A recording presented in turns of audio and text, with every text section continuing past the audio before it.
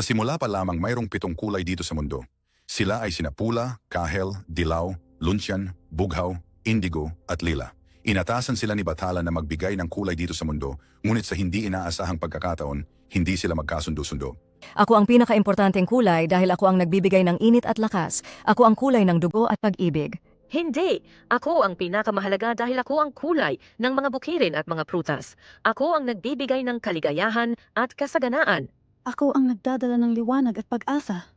Ako ang kulay ng araw na nagbibigay ng buhay sa lahat. Ako ang kulay ng kalikasan at kapayapaan. Ako ang nagbibigay ng kapanatagan sa mundo. Ako ang kulay ng langit at dagat. Ako ang nagpapatahimik sa kaluluwa ng bawat nilalang.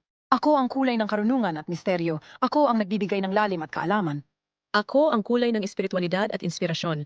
Ako ang nag-uugnay sa tao at sa mga Diyos. Patuloy silang nagkakagulo sa iba't ibang bagay. Palagi silang nagkakaroon ng kompetensya sa isa't isa na walang oras na tinatapos. Nabalitaan ni Bathala ang kanilang pagtatalo. Dahil dito, nagalit si Bathala. Aking mga anak, bakit kayo nag-aaway? Kailangan ninyong matutunan ang halaga ng pagkakaisa at kooperasyon. Dahil hindi kayo magkasundo, parurusahan ko kayo ayon sa inyong kagustuhan.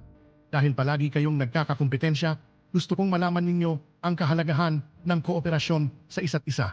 Pinagsama ni Bathala ang 7 kulay. Pinagdidikit-dikit niya ang mga ito. At dahil sa sobrang takot at galit ni Bathala, kaya siya ay nahabag sa pagiyak. Sa pangyayaring yon, sinasabing si Bathala na kanilang hari ay nahabag. Kung kaya ngayon ang bahaghari na pinagsama-sama ng mga ito ay ang palatandaan ng pagkakaisa at pag-ibig.